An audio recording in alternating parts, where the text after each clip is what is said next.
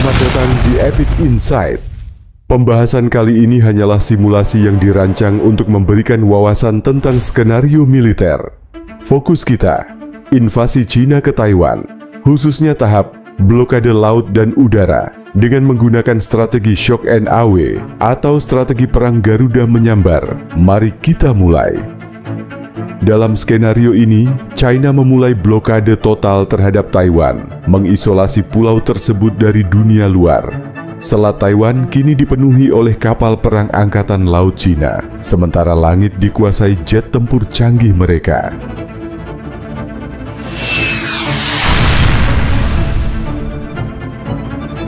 Dalam operasi blokade Selat Taiwan, Cina menggunakan kekuatan militer besar-besaran untuk menghancurkan kemampuan bertahan Taiwan. Fokus serangan ini tidak hanya pada mengisolasi pulau, tetapi juga pada melumpuhkan titik-titik strategis seperti pelabuhan utama, pangkalan udara, dan sistem radar Taiwan. Target laut, pelabuhan utama, dan jalur perdagangan pelabuhan Kaohsiung. Sebagai pelabuhan terbesar di Taiwan, Kaohsiung menjadi target prioritas. Kapal destroyer Type 555, Renhai dan fregat kelas Type 545 A Jiangkai 2 menembakkan rudal jelajah YJ-108 untuk menghancurkan infrastruktur pelabuhan, termasuk terminal kontainer dan dermaga. Serangan ini bertujuan memutus jalur impor bahan bakar dan suplai makanan. Pelabuhan Keelung di utara Taiwan menjadi sasaran kapal selam Type 39 A Yuan yang melancarkan serangan torpedo canggih untuk melumpuhkan kapal-kapal patroli Angkatan Laut Taiwan. Kapal-kapal perang kelas frigat Taiwan yang mencoba mempertahankan pelabuhan dihancurkan oleh rudal anti kapal YJ-83. Jalur perdagangan di Selat Taiwan. Kapal induk Shandong dan Fujian mengerahkan jet tempur J-15 untuk melakukan patroli intensif di jalur perdagangan Selat Taiwan. Pesawat-pesawat ini meluncurkan rudal udara ke udara PL-12 untuk mencegat setiap pesawat komersial atau militer yang mencoba masuk ke wilayah udara Taiwan. Target udara, pangkalan militer dan sistem pertahanan pangkalan udara Chiayi. Chiayi, salah satu pangkalan udara utama Taiwan, menjadi target rudal balistik hipersonik DF-17.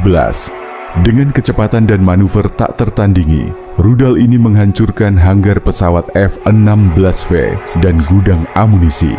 Dampak ledakan menghentikan operasi udara Taiwan di wilayah selatan. Pangkalan udara Hasinchu. Pangkalan ini, yang berada dekat Taipei, diserang oleh rudal balistik jarak menengah DF-21D. Serangan ini menargetkan radar dan sistem komunikasi untuk membutakan pertahanan udara Taiwan di bagian utara. Radar pesisir di Penghu. Radar di Kepulauan Penghu yang memantau aktivitas militer Cina dihancurkan oleh drone serang CH-4 yang dilengkapi rudal udara ke darat AR-2. Kehilangan radar ini membuat Taiwan lebih rentan terhadap serangan udara mendadak. Jet tempur siluman J-20 mengambil alih langit Taiwan, memastikan supremasi udara sepenuhnya. Pesawat peringatan dini KJ-500 memberikan koordinasi kepada armada udara untuk mendeteksi dan menghancurkan setiap ancaman sebelum mereka mendekati wilayah operasi. Rudal udara ke udara jarak jauh PL-15 yang dipasang pada J-20 menargetkan pesawat-pesawat Taiwan yang mencoba lepas landas dari pangkalan yang tersisa.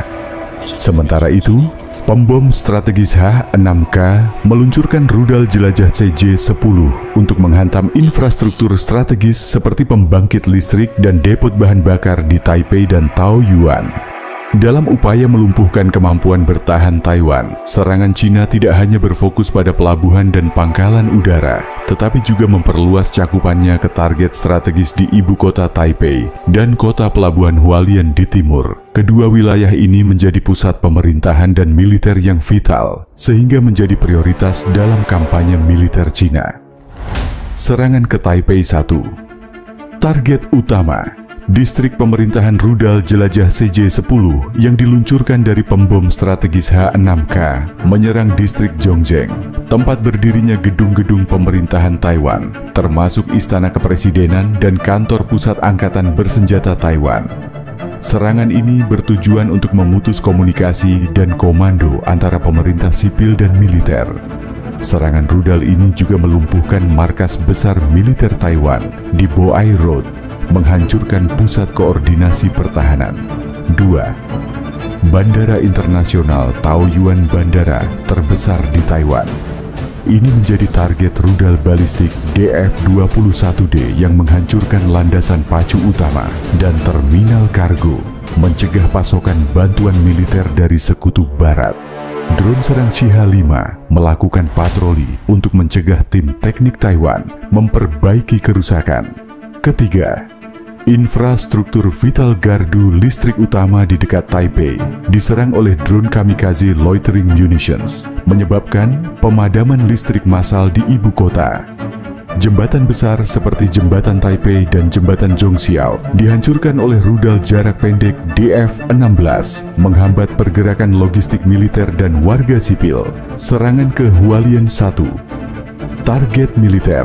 Pangkalan udara Hualien adalah salah satu pangkalan udara utama di Taiwan Timur yang selama ini berfungsi sebagai cadangan pertahanan udara.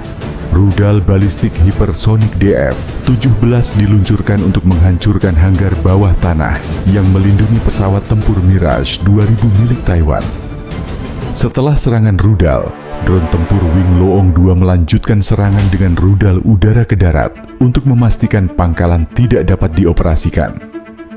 2. Pelabuhan Hualien. Sebagai salah satu pelabuhan penting di sisi timur Taiwan, Hualien menjadi target fregat kelas Type 54A Jiangkai 2 yang meluncurkan rudal jelajah YJ-18 untuk menghancurkan fasilitas logistik dan kapal-kapal kecil di pelabuhan.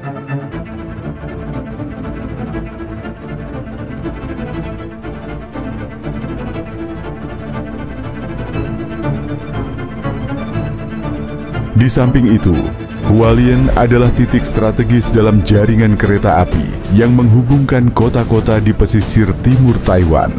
Maka rudal DF-16 juga diluncurkan untuk menghancurkan terowongan Taroko dan jalur kereta utama, sehingga menghambat pergerakan pasukan Taiwan menuju timur. Serangan ke Taipei dan Hualien dan daerah lain dilakukan secara simultan dengan koordinasi ketat antara unit laut, udara, dan rudal strategis. Langkah ini untuk memberikan serangan pada target di seluruh wilayah Taiwan secara bersamaan, sehingga membuat Taiwan kesulitan untuk memusatkan pertahanan.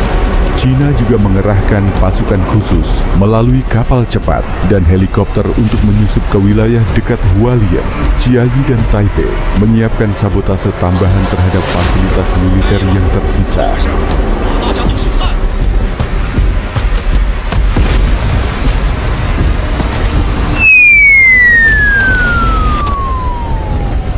Dengan blokade total ini, Taiwan terisolasi dari dunia luar. Pelabuhan, bandara, dan jalur logistiknya lumpuh. Dunia kini menghadapi dilema besar, dan bisa dipastikan Amerika dan sekutu akan ikut campur tangan jika konflik Ukraina versus Rusia dan disusul konflik China-Taiwan. Berarti Amerika menghadapi dua negara raksasa secara bersamaan. Ingat, ini hanyalah simulasi. Terima kasih telah menonton Epic Insight. Jika tertarik dengan video kelanjutannya tentang respons global terhadap situasi ini, silakan komen. Terima kasih. Sampai jumpa.